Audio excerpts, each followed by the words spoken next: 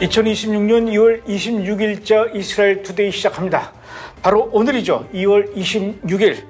잠시 후 미국과 이란의 3차 핵 협상을 앞두고 지금 전 세계의 시선은 협상이 진행될 스위스 제네바로 향하고 있습니다. 과연 이 협상이 끝난 뒤에 양측 대표단의 표정은 어떤 모습일까요? 미국은 그동안 트럼프가 공언해온 대로 이란을 향해서 엄청 나쁜 일을 저지르게 될 것인지 아니면 4차 핵협상으로 이어지게 될 것인지 각 언론 매체마다 예측하는 바가 다르고 또 예상 시나리오가 여러 가지 버전으로 나오고 있는 지금 상황이죠. 자, 오늘도 숨가쁘게 돌아가고 있는 이스라엘과 중동 상황 이유진 PD로부터 전해 듣겠습니다. 어서 오십시오. 반갑습니다. 지금 상황이 어떻습니까? 지금 그 스위스 제네바 시각으로 오전 11시 조금 넘은 것 같아요.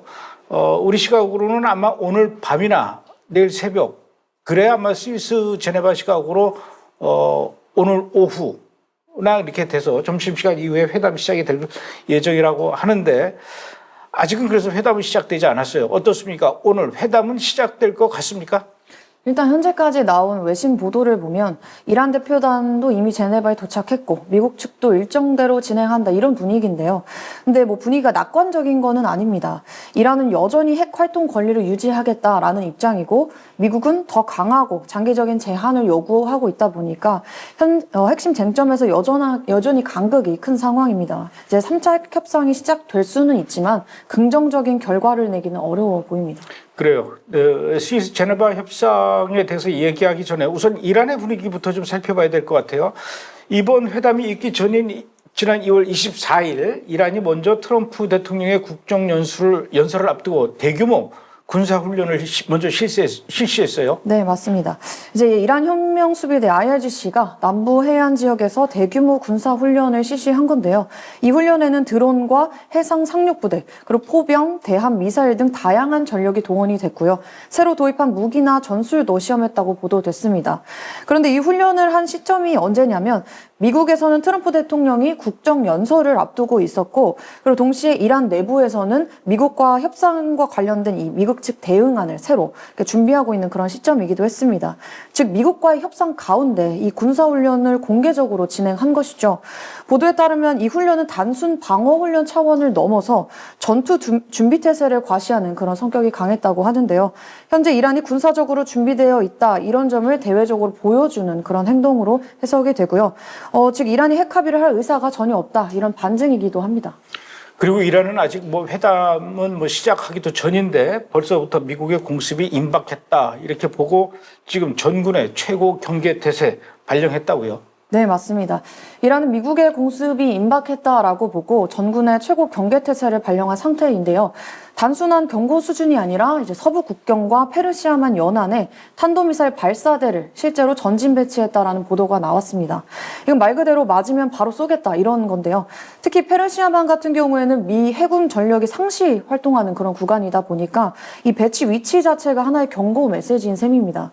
심지어 하메네이는 세계 최강의 군대라도 다시 일어서지 못할 정도의 일격을 가할 수 있다. 이렇게 미국을 향해서 공개적으로 경고를 했습니다. 회담을 준비하는 그런 입장이 아니라 오히려 전쟁을 준비하는 그런 입장에서 하는 말에 좀 더 가깝습니다. 이란이 이렇게 만반의 준비를 하고 있는 가운데 미국의 도널드 트럼프 대통령이 이번 국정연설에서 또 의미심장한 발언을 했습니다. 이란이 현재 미국에 곧 도달할 수 있는 미사일을 개발 중이다 이런 얘기를 했어요. 사실입니까? 네, 맞습니다. 트럼프 대통령이 이번 국정연설에서 이란의 미사일 개발 상황을 직접적으로 언급을 했습니다. 미국의 제재와 압박에도 불구하고 이란이 미사일과 그리고 핵 관련 프로그램을 계속 추진하고 있다 이렇게 밝힌 건데요.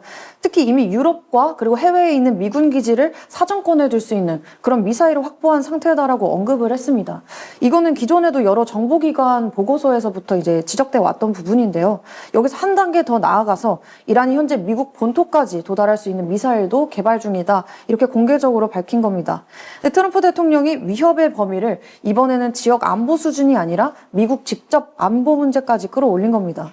이란 문제가 이제 단순한 해외 분쟁 수준보다는 핵심 안보 사안이다 이렇게 못 박은 겁니다. 그러니까 미국의 입장에서는 아주 굉장히 지금 긴박한 상황이에요. 이란이 이렇게 미국에 도달할 수 있는 미사일을 개발하는 것뿐만 아니라 러시아하고 5억 유로 규모의 첨단 휴대용 미사일 수천 발 구매 계약을 했다. 뭐 이렇게 얘기를 했는데 이것도 역시 미국을 공격하기 위해서 준비하는 겁니까? 네, 이제 보도에 따르면 이란이 러시아와 약 5억 유로, 한화로는 약 8,400억 원 규모의 첨단 휴대용 미사일 수천 발을 구매하는 계약을 체결한 것으로 전해졌습니다. 이 무기들은 주로 휴대용 방공 미사일, 그러니까 저고도로 침투를 하는 전투기나 드론을 요격하는 용도로 쓰이는 그런 체계로 알려졌는데요. 이제 대형 전략 무기보다는 전술적 방어 성격이 강한 장비입니다. 이란이 이런 휴대용 방공 미사일을 이제 대량 도입을 하겠다라는 거는 공중 위협에 대한 대비를 강화하겠다 이런 의미로 해석이 되는데요. 특히 드론과 그리고 공습에 대한 방어망을 촘촘히 하겠다 이런 움직임으로 보는 분석도 많습니다. 미국의 공중 공격 타격 가능성에 대해서 방어 역량을 보강하려는 것으로 보이는 상황입니다.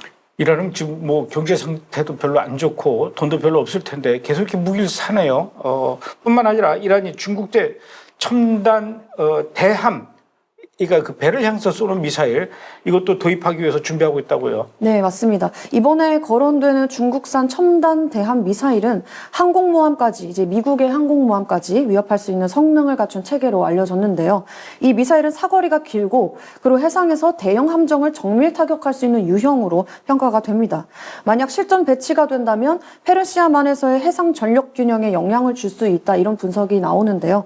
특히 이 페르시아만은 미 해군 전력이 활동하는 그 핵심 해역이다 보니까 이런 무기가 배치가 될 경우 해상에서의 긴장 수위가 한층 더 높아질 것으로 보이고 있고요. 앞서 러시아산 휴대용 방공 미사일을 대량 확보한 데 이어서 이번에 해상 타격 능력까지 강화하려는 이런 이란의 흐름입니다. 이제 공중망을 촘촘히 하면서 동시에 해상 억지력도 키우는 그런 모습이죠. 자, 그러면서 이제 이란이 중국하고 러시아하고 합동 군사 훈련을 하기로 했는데 희한하게 중국은 이 합동 군사 훈련에서 참가를 안 했어요. 빠졌어요. 그리고 러시아도 하기는 했는데 아마 소극적으로 대충대충 한 것 같아요. 왜 그런 겁니까? 상황이 지금 어떤 거죠?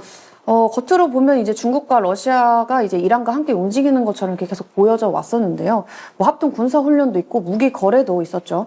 하지만 실제 결속 수준이 그렇게 단단해 보이진 않는다라고 합니다. 보도에 따르면 합동 훈련은 상징적 성격이 강하다 이런 분석이 나오고 있고요. 전략적 협력 관계를 그냥 과시하는 그런 수준이지 자동 군사 동맹처럼 움직이는 단계는 아니다라는 겁니다.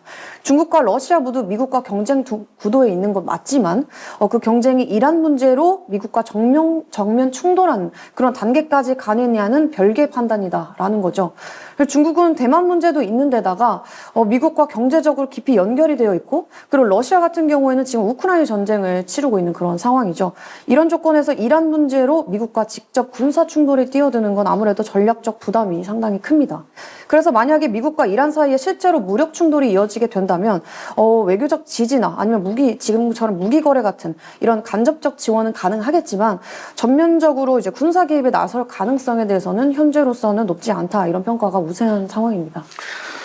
그래요. 지금 뭐 당사국인 이란 국민들 얼마나 마음이 좀 복잡하고 뒤숭숭하고 또 뭐 여러 가지 두려움도 좀 있을 것 같아요. 이런 상황에서 이란 국민들의 마음을 더 뒤숭숭하게 하는 정체불명의 메시지가 휴대폰으로 계속 오고 있나 봐요. 누가 보냈고 메시지 내용 어떤 거길래 이렇게 지금 이란 국민들이 어수선하게 지금 마음이 불안해하는 겁니까? 이란 내부에서 익명의 문자 메시지를 받았다라는 보도들이 몇 번 나왔는데요. 내용 자체는 미국 대통령은 행동으로 보여주는 사람이다. 두고 봐라, 지켜봐라 이런 짧은 문구였습니다. 참고로 러시아가 2014년 크림반도 그 사태 당시에 우크라이나인들에게 했던 그런 심리전이랑 유사하다라고 하는데요. 이 메시지를 두고도 여러 가지 해석이 나오고 있습니다. 이제 뭐 사람들을 동요시키기 위한 심리전이다. 혹은 통신 차단 상황에 대비해서 방송 인프라를 시험하는 움직임이다.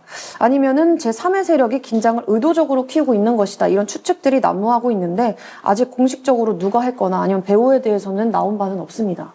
이유진 PD는 누가 했을 거라고 생각하십니까? 글쎄요. 뭐가 돼도 제3의 제3 누굴까요? 예, 실제로 이란 국민들한테 미국 CIA도 문자 메시지 보냈다고 그러더라고요. CIA는 또 무슨 내용으로 문자를 보낸 겁니까? 이란 국민들한테? 뭐 내용은 우리는 당신들의 목소리를 듣고 있고 당신들을 돕고 싶다 이런 내용이었다고 합니다. 그리고 이란인들이 온라인에서 안전하게 CIA와 연락할 수 있는 방법을 안내했는데요.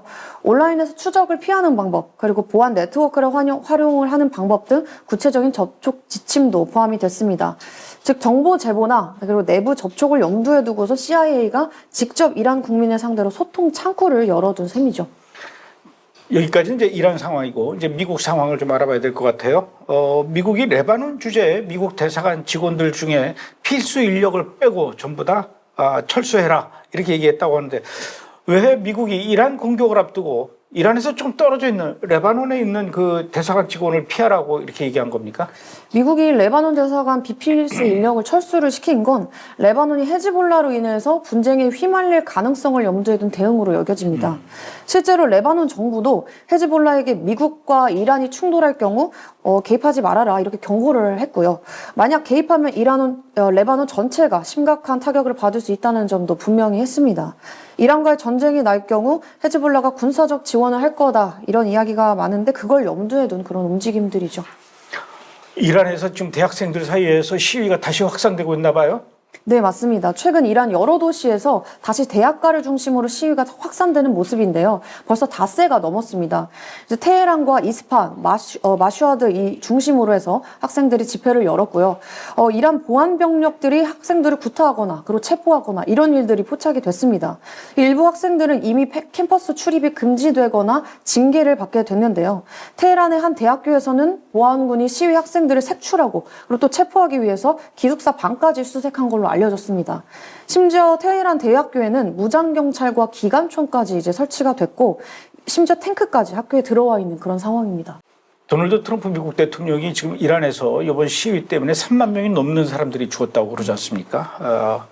자, 아야톨라 알리 하메네이, 이란의 이제 최고 지도자죠.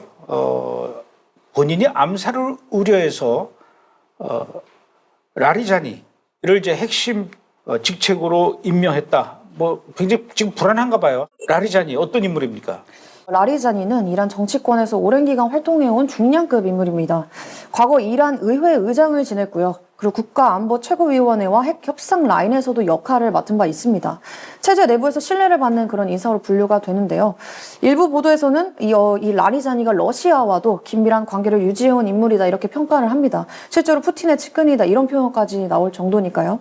지금 하메네이는 미국이나 이스라엘의 공격으로 뭐 자신이나 그리고 다른 고위 지도자들이 암살될 경우를 대비해서 이 라리자니뿐만이 아니라 후계자 리스트를 포함한 또 후계 구도, 그 비상 지휘 체계 이런 상세한 계획을 마련해둔 것으로 알려졌습니다. 얼마나 불안할까요?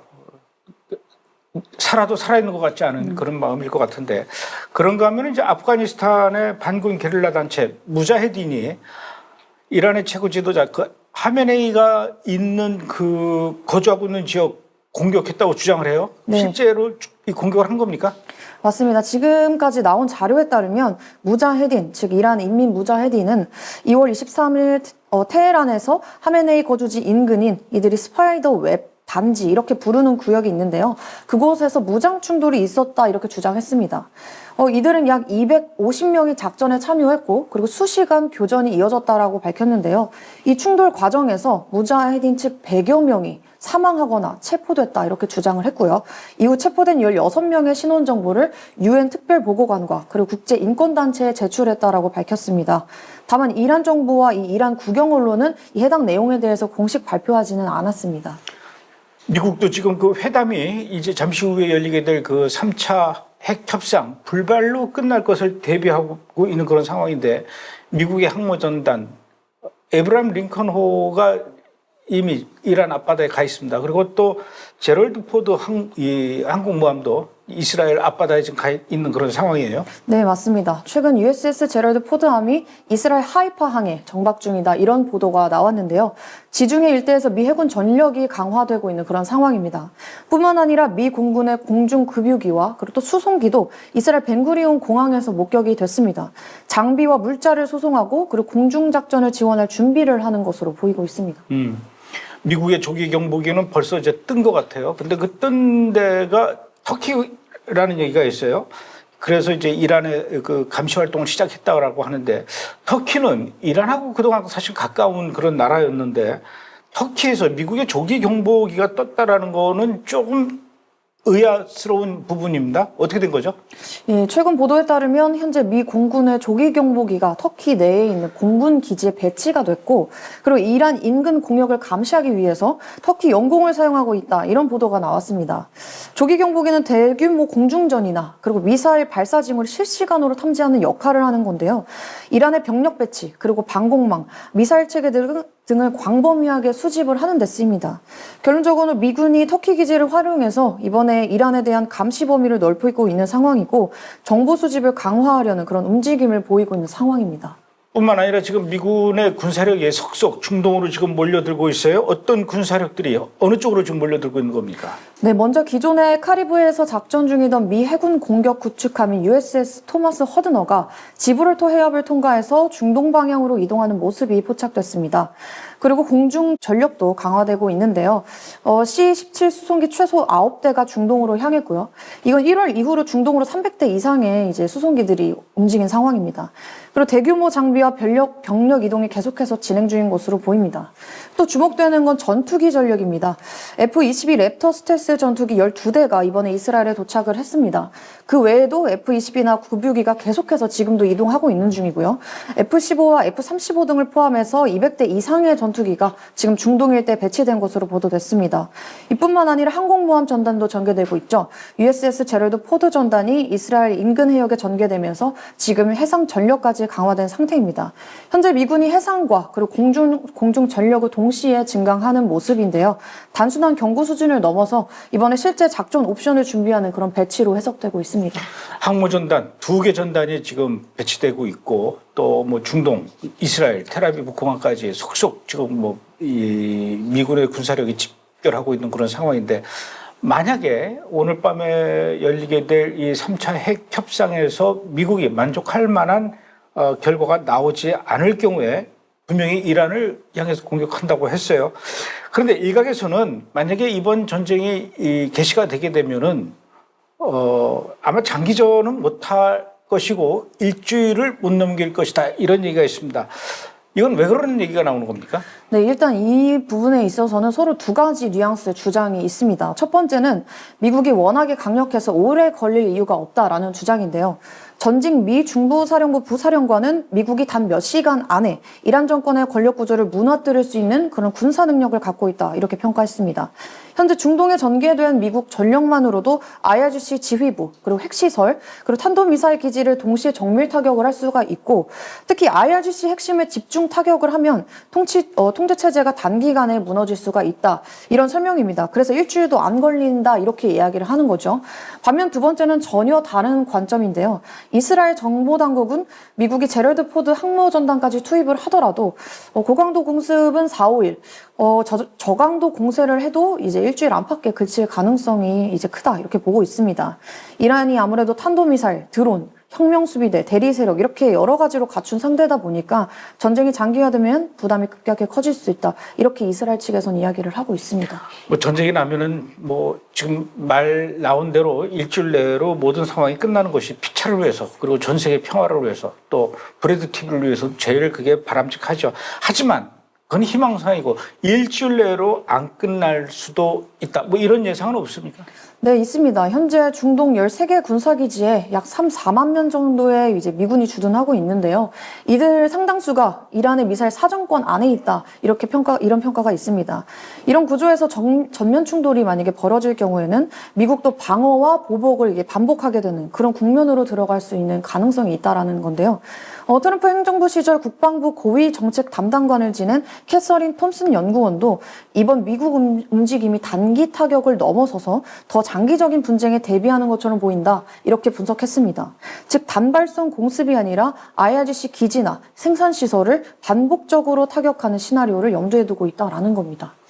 그런데 한때 미국 언론에서 존 케인 장군이 이란과의 전쟁을 반대하고 있다, 이런 보도가 있었어요. 그래서 아마도 미국 안에서도 이란 공격을 두고 서로 이렇게 찬반 논쟁이 좀 많이 일어나고 있는 것 같다, 이렇게 생각이 드는데 트럼프 대통령이 그게 아니다, 그런 일이 없다 이렇게 부인을 하고 나왔어요. 네, 맞습니다. 일부 언론에서 댄케인 합창리 의장이 이란과의 전쟁을 반대했다 이런 식의 보도가 나오면서 미군 내부에서도 이견이 있는 거 아니냐 이런 해석이 나왔었는데요.